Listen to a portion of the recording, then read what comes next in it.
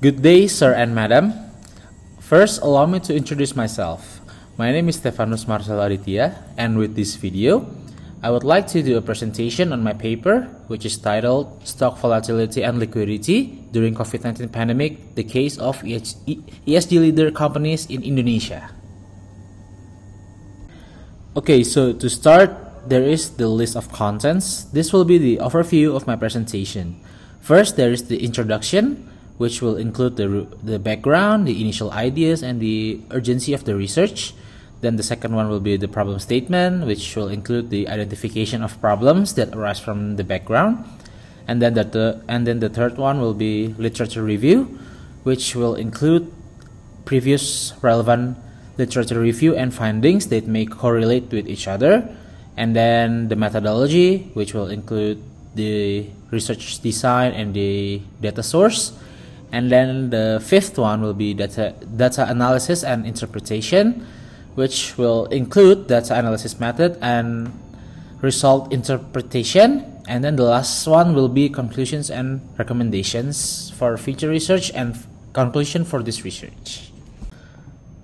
Okay, so firstly, I would like to begin with the research background, which is why the research has been initiated based on the several reasons. Firstly, the pandemic. The pandemic has had numerous challenges across business sectors in the country. Many businesses face new threats and new challenges caused by the unseen force. Business sectors became pessimistic and faced slow growth, even experiencing a negative growth throughout the year of the pandemic.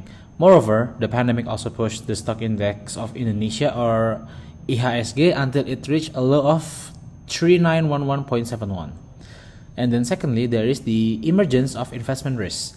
Since the index of Indonesia faced a sudden drop of value, the market reacts with the fluctuation of movement of a stock price, or it can also be called as stock volatility. Moreover, the stock liquidity is also affected, where liquidity here represents the marketability of a particular stocks. And then thirdly, there is the rising popularity of sustainable investing.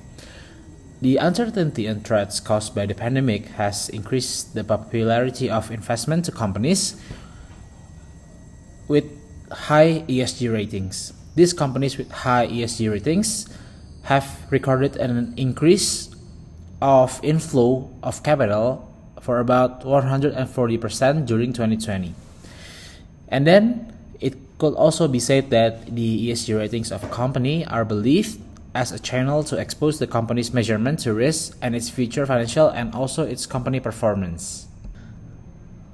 To add to the research background, here in the figure shown, we could see that this is the annual return between three indexes in Indonesia's stock market from a period of 2014 until January 2021.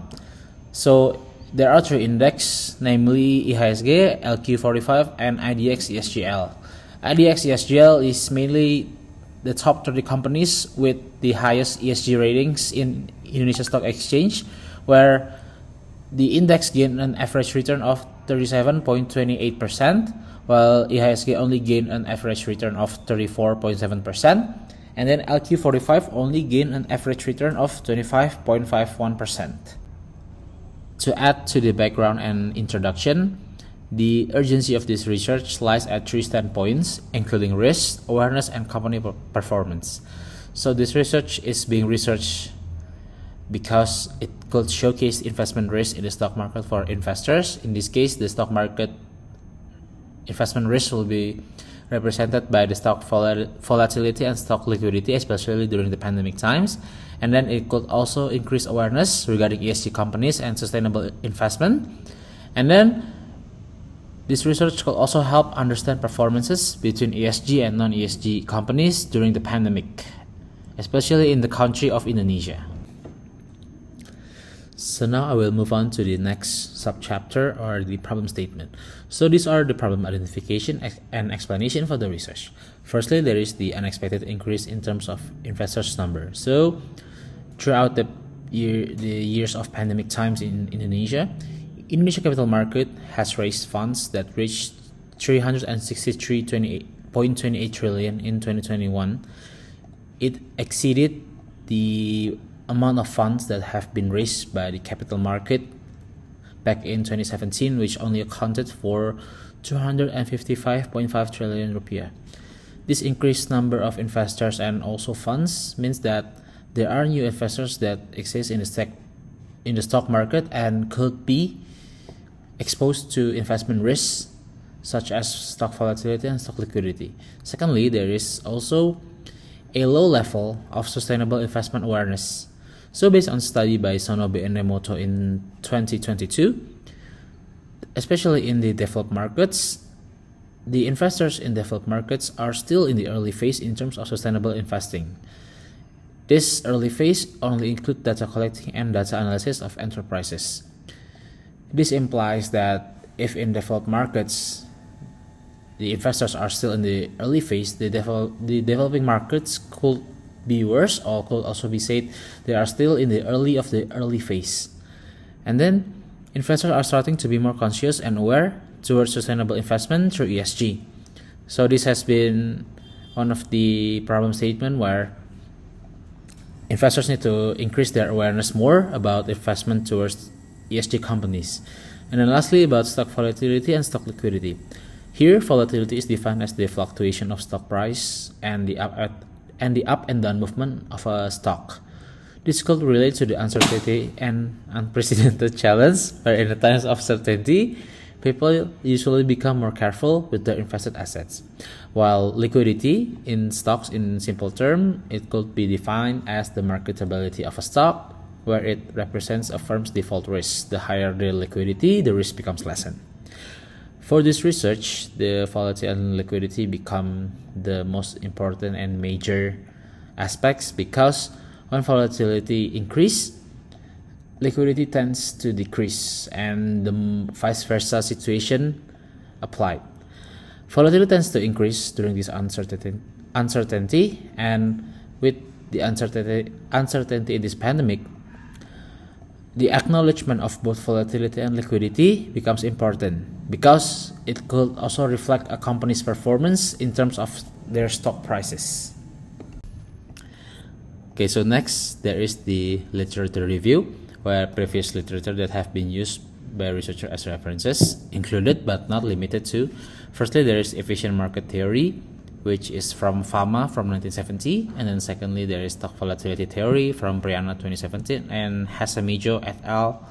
From 2012, and then there is stock liquidity from Jacob Amihut in 2012, and then Farmer in 2004, and then there is environmental, social, and governance from Kokmanova from 2011, and then from Indonesia Stock Exchange or IDX, and then there is IDX ESGL or the Indonesia Stock Market ESG Leaders Index from Indonesia Stock Exchange, and then lastly there is Indonesia Stock Exchange as the reference of the study. Next, we will move on to the methodology, where this is the research design and methodology that the researcher utilizes in this research. Firstly, there is research design, which includes problem identification, literature review, hypothesis development, data collection, data process, analysis, and the conclusion for this research. Then the second one will be population and sample, while the population includes all stock in the Indonesia Stock Exchange, while the samples are 60 companies, namely 30 from IDX ESGL Index and 30 companies as the matching samples of the previous 30 from the index. The data collection will include secondary data from various articles, journals, and published reports. The stock volatility data will be acquired through IDX and calculated using Garman class volatility, while stock liquidity data will be obtained through IDX and calculated using Amihut liquidity measure. The operation variables include two types of variables. The first one is independent or the predictor variables, which is stock volatility, while the dependent variable or the explanatory variable will include stock liquidity. Lastly, the data analysis will include three types of analysis. The first one is descriptive statistics analysis, independent sample t-test, and simple linear regression. Now we will proceed with data analysis, or the next subchapter. The first one, there is the descriptive statistic analysis for the dataset in this research, which include the ESG and non-ESG sample group.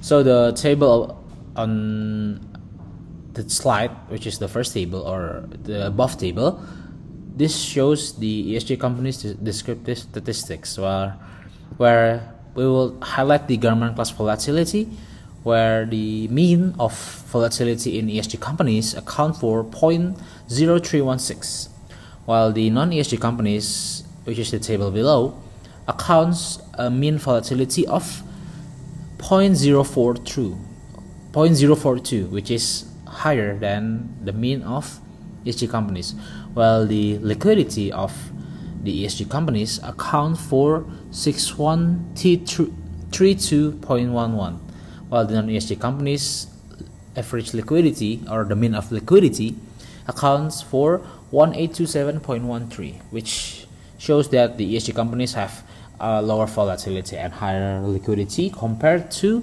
non-ESG companies.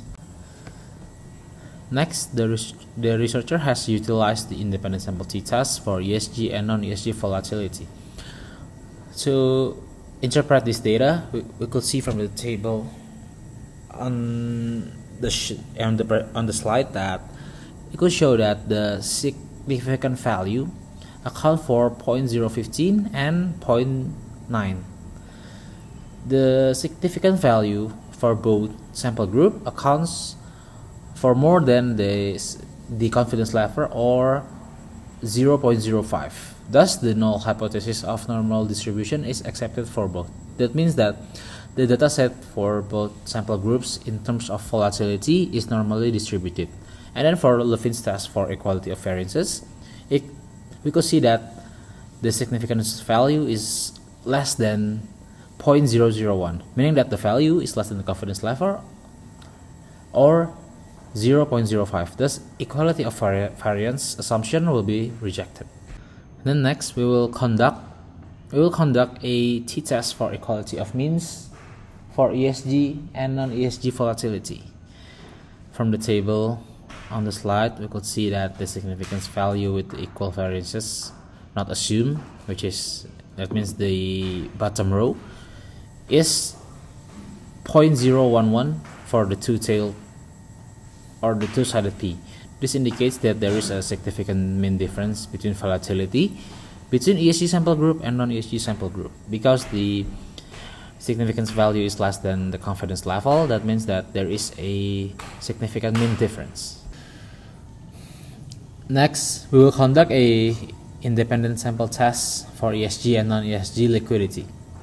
First, there is the test of normality, where the significance value are 0.585 and 0.203. The significance value for both are more than 0.05. That means that the null hypothesis of normal distribution is accepted for both. That means that the dataset for ESG sample group and non-ESG sample group in terms of liquidity is normally distributed. And then for the Levin's test for equality of variances, we could see that the significance value is less than 0.001, meaning that it is less than 0.05. Thus, the equality of variances assumption will be rejected. Next, we will conduct the t-test for equality of means. As we can see from the table, we will use the bottom row, which is the equal variances not assumed. The significance value with the equal variances not assumed is less than 0.001 in the two-sided P or the two-tail. This indicates that there is also a significant mean difference between liquidity of ESG sample group and non-ESG sample group. After we understand that there is a significant mean difference, we will conduct a simple linear regression statistical method to understand the correlation between volatility and liquidity. First off, we use the Anova Table, or analysis of variance based on the table of Anova on the left. We will see that the significance value lies at 0.043, which is less than the confidence level, or 0.05. This indicates that the usage of predictive variable, or the ESG volatility, could improve the model of our regression model. The model with ESG volatility as predictive variable is significantly better than the model without including ESG volatility in it. Then the next one, we will show you the model summary. Based on the number of R squared, which is 0.139, it could be concluded that 13.9% of the variance in stock liquidity was predicted from the level of number of stock volatility in ESG companies. And then lastly, the coefficients table. It could tell us that the significance value of ESG volatility as independent variable is 0.043, which is less than 0.05 or the confidence level. With significance value or p-value less than 0.05, there is a significant relationship between stock volatility and stock liquidity. The table of coefficient will be utilized to conclude the end result of the regression model for this research. Seeing from the unstandardized coefficients, the constant of 4.296 will serve as the beta 0 or beta O. The coefficient of X or predictive variable or stock volatility is minus 29.264. So now this is where we could conclude the final regression model. The complete regression model will be y equals to 4.296 minus 29.264 times x. This could be implied as every unit or point increases in stock volatility, a decrease of 29.264 will be experienced by the number of stock liquidity. Thus, this is in line with our prior hypothesis, which stated that the relationship between stock volatility and stock liquidity is negative. So, we could say that stock volatility correlates negatively with stock liquidity, or both stock liquidity and stock volatility moves in a bidirectional or two different way. So now we have entered the last section, which is the conclusion. First off, conclusion for stock volatility is there is a significant mean difference in terms of stock volatility between ESG and non-ESG sample group, and then ESG sample group have a lower volatility than those which are not included in the ESG sample group. And then for the stock liquidity, there is a significant mean difference in terms of stock liquidity between ESG and non-ESG sample group, and ESG sample group have a higher liquidity than those which are not included in the ESG sample group. So in a simpler term, I could say that ESG sample group have a lower volatility and a higher liquidity, while the non-ESG sample group have a lower liquidity with a higher volatility, while the relation between both variables, which is stock volatility, it correlates negatively with stock liquidity. And to the last section, which is the recommendations. Firstly, for investors, the acknowledgement of both volatility and liquidity have become very important. So the researcher recommends that investors should always analyze and calculate the volatility of liquidity prior to investing their own money to a stock of company. And then there is also the importance of sustainable investment through investing in ESG firms. And then lastly, to recommend that investors should reduce hoarding behavior by doing a thorough analysis of firms which they will like to put their money into, or they would like to invest their money into. And for future research, since this research is studied during COVID-19 pandemic, future research during a non-pandemic times might be irrelevant, and then this research may not be relevant for those who seek to use another ESG company's dataset from a published index data. So I think that's all from my presentation. Thank you for watching, and I hope that you could get new insights and new knowledge. If you have any questions or you would like to reach me out, you can reach me out through my email. So thank you and have a great day.